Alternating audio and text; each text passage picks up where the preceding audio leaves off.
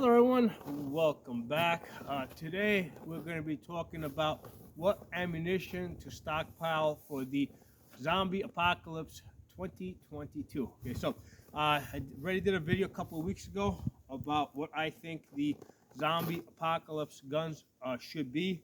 AR-15, 22 conversion bolt, a Glock or a Glock clone, either 17 or 19.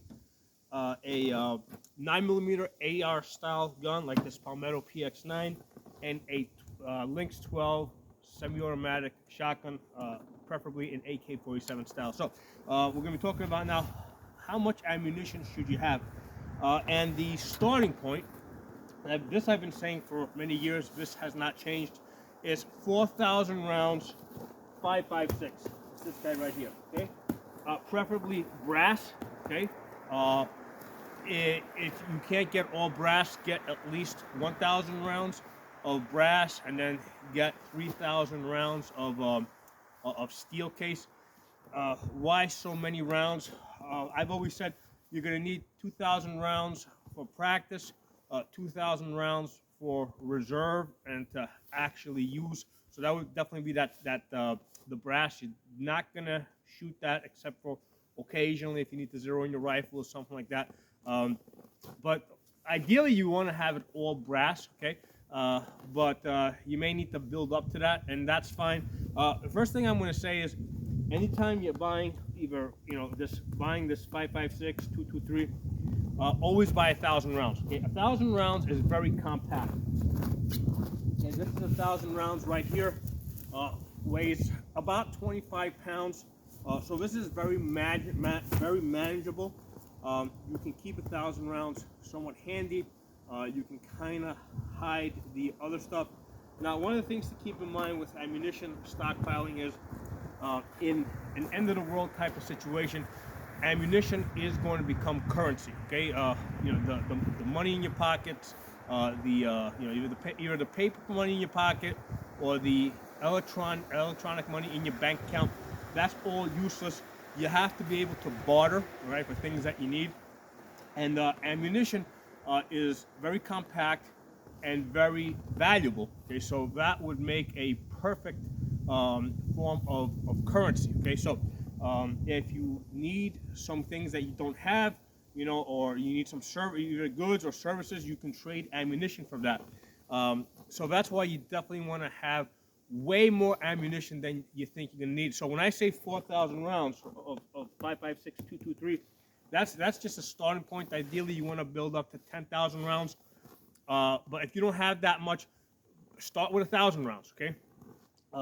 Never buy less than 1,000 rounds at a time. It's just a lot more economical. You get you get it at a discount by buying that bulk. You save on the shipping. So always buy 1,000 rounds of 223, okay? And like I said, it's going to become a very valuable trading commodity, right? You can barter with it. It's basically currency, okay? Now, right here, I've got 22 long rifle, okay? This, I always buy 5,000 rounds at a time. With buying 5,000 rounds of 223, I used to get it for like $150. Now, the last time I bought it, I think I had paid it $500. Now I think it came down to $300. Get 5,000 rounds at a time, okay? And here's the thing: you're going to be using it with this 22 conversion bolt and this conversion magazine that goes into your regular AR-15. It's very economical that way, okay? I used to have a Ruger 1022 on this table that came off, because first of all, I have found that these two things, this 22 conversion bolt and this 22 conversion magazine, that I think is the Black Book style, although this one's made by CMMG, which is a lot tougher, a lot more rugged. I have found that this is a lot more reliable, easier to clean than the Ruger 1022 that used to be on this table in prior years. Okay, this is way, I absolutely hated trying to take apart a Ruger 1022. This comes apart really easy, easy to clean. Okay, so at least 5,000 rounds of that.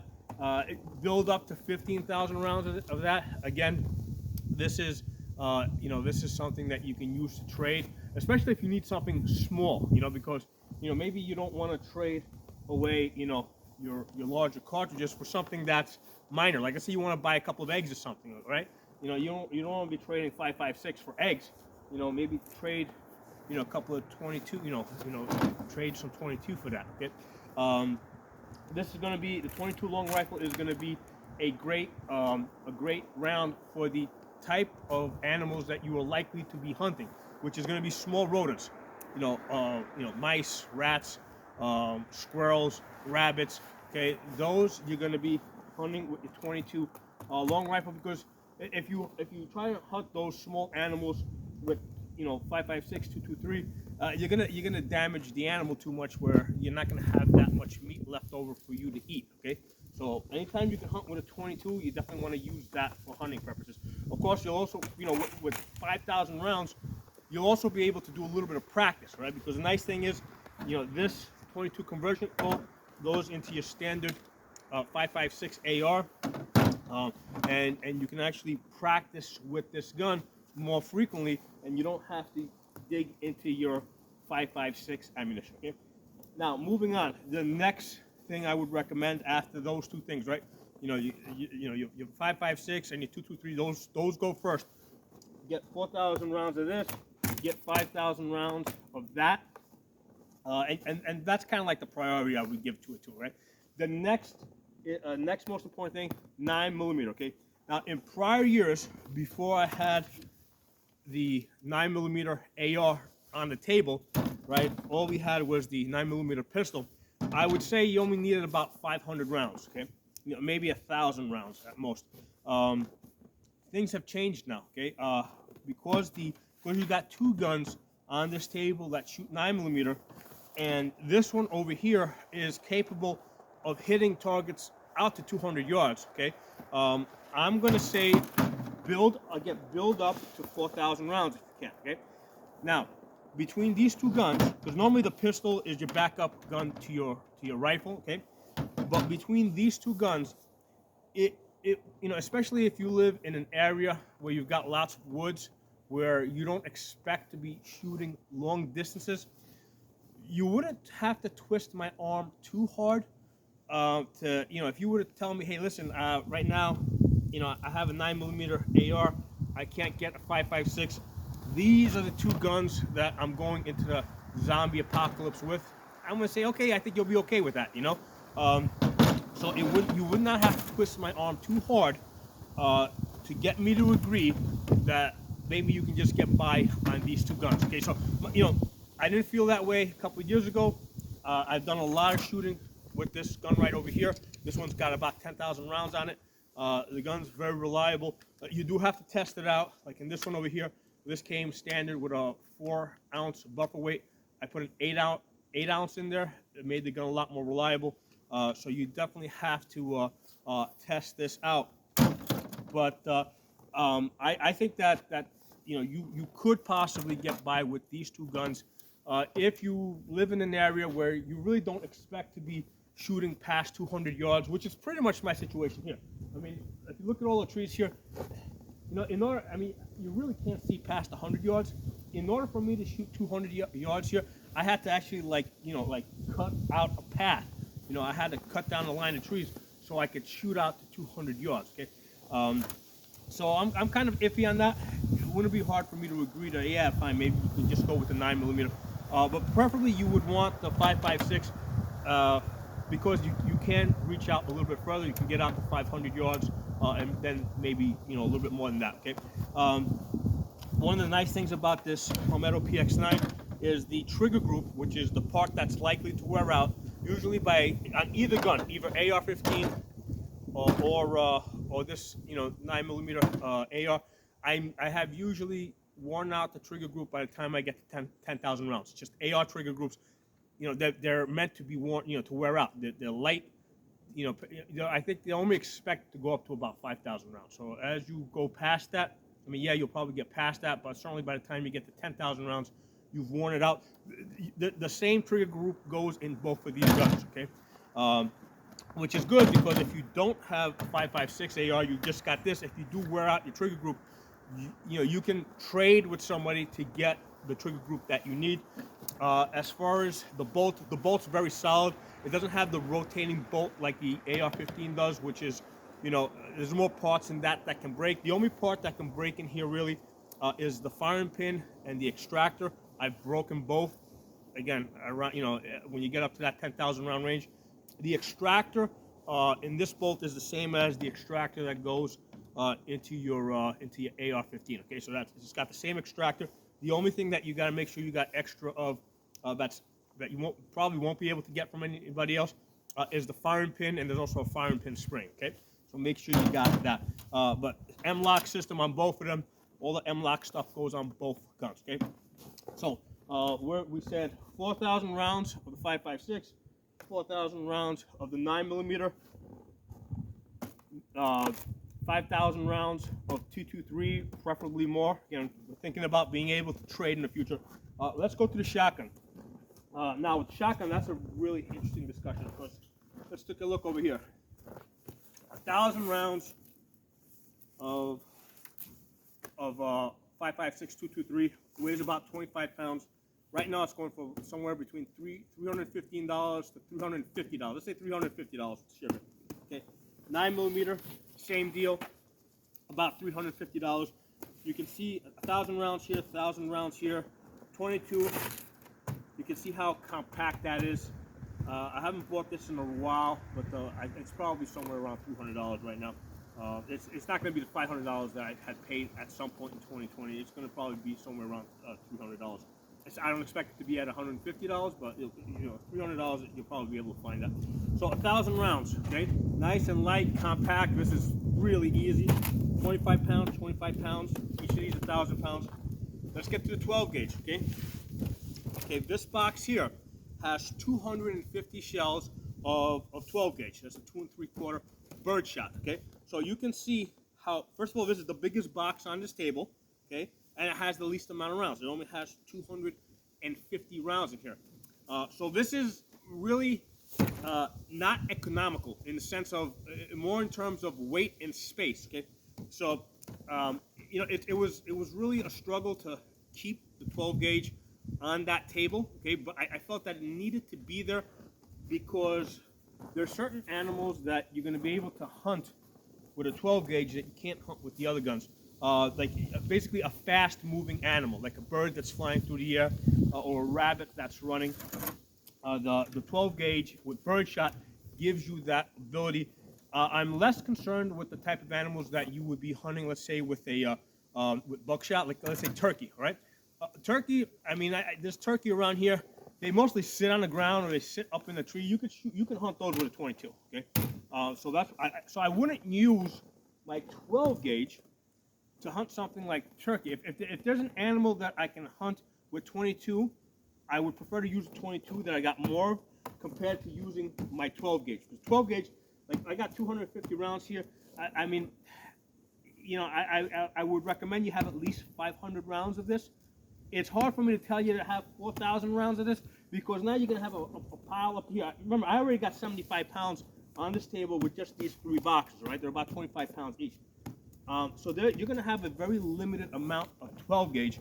So I would say get 1,000 rounds of 12 gauge bird shot so that you can hunt birds, which there are lots of birds out there, small birds, right? Rabbits, things that run fast. Get some buckshot, get some slugs. The nice thing about the shotgun is versatile like that. So if you've got a box of slugs, now in this area here, I don't have any large animals like moose or something, but in the future you might have other large animals that migrate into this area. So yeah, I would definitely keep, let's say, one box. Let's say I think let's say 25 rounds of slugs or 50 rounds of slug, right? Or maybe another 50 rounds of buckshot. But which I'm going to conserve. I mean, I don't want to use that up. I want to use the birdshot, which I also have a limited amount with, right? And as much as possible, I'd rather use the other rounds to hunt those things. Now, speaking of hunting, I want to go back to the 9mm for a second. Okay, this 9mm rifle also has the potential to be a very important hunting gun. Okay, let me explain why. I didn't mention it in the prior video. In an end of the world type of situation, right? There's going to be lots of human corpses, right? There's going to be lots of bodies in the road, right? Lots of corpses, and the now domesticated dogs and cats are going to be eating those corpses. Okay, so they're going to be eating them, and they're going to be multiplying because they've got a food source, right? They're going to be multiplying a lot faster than the deer. The deer are all going to disappear, right? You're not going to be hunting deer. The deer are going to get wiped out really quickly. The few that survive are going to go high in the mountains, deep in the woods. And plus, like for example, the people that have land, they're not going to let you go hunt on their land, right? End of the world apocalypse, you better believe I am not letting anybody come hunt my land, right? I'm going to protect my animals, right? That's my food source. That's not somebody else's food source, okay? So don't think that you're going to, even if you're able to escape the cities, right? Let's say you're able to escape the cities, which you're probably not going to get too far because you're going to run out of gas within 300 miles, right? And here's the thing: if you don't run it, even if you've got 300 miles worth of gas in your tank, the other people on the road are not going to have that much gas. So within probably the first 100 miles or less, 50 miles, you're going to have people starting to run out of fuel. And as those people run out of fuel on the roads, they're just going to basically, those cars are going to block the roads. And you're just going to be sitting in your car, running your engine until you run out of gas. Okay, so you're not going to get too far. But even if you're in a city and you were able to escape to the countryside, now, like when you go on a holiday now to the countryside, sure, they welcome you with loving arms, right? They want your business.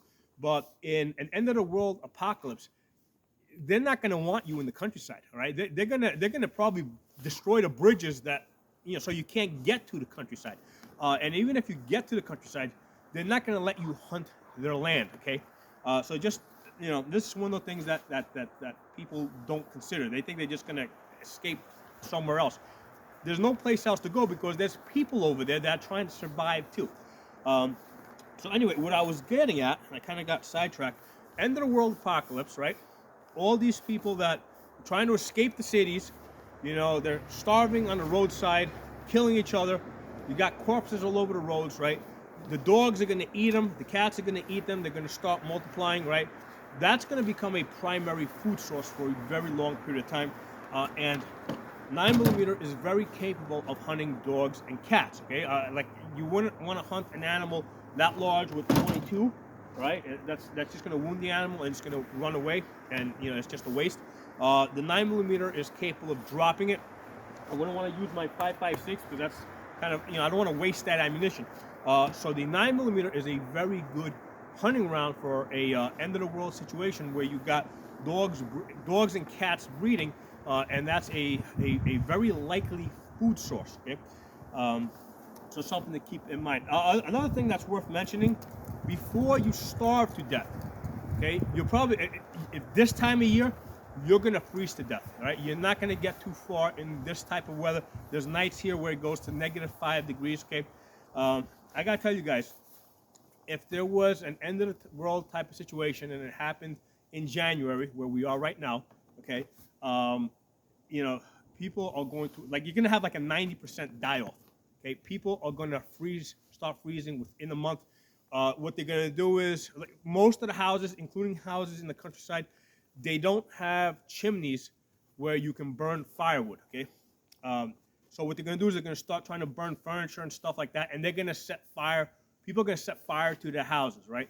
And basically they're going to set fire to the houses. They don't burn inside their houses. They're going to leave their houses. They're going to go outdoors, and then they're going to freeze outside, right? Because now they don't have shelter. You cannot build stuff. You can't really work outdoors when it's like -10 degrees. I mean, because there's just certain things that you need to do without gloves. And even if you've got gloves on, believe me, once your fingers start numbing up, you can't do much work. Okay, so end of the world type of situation happens in the middle of the winter. People are going to freeze to death before they start starving to death.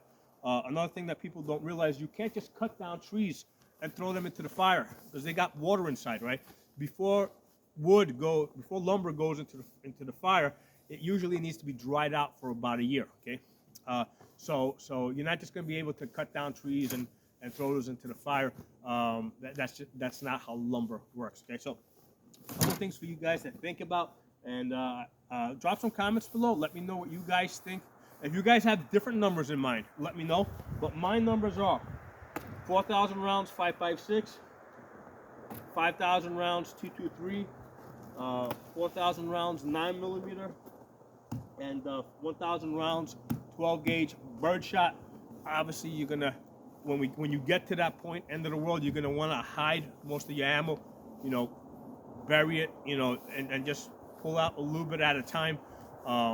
And like I said, this is gonna become currency. You're gonna need this to trade with people. Okay, your money is gonna be worth absolutely nothing. It's pretty much worth almost nothing now. Anyway, so drop some comments below. If you're not a member of the channel, subscribe. I'll talk to you all soon. And hit that bell button so you get the notification. Sometimes YouTube shadow bans me. They don't send out the notifications otherwise.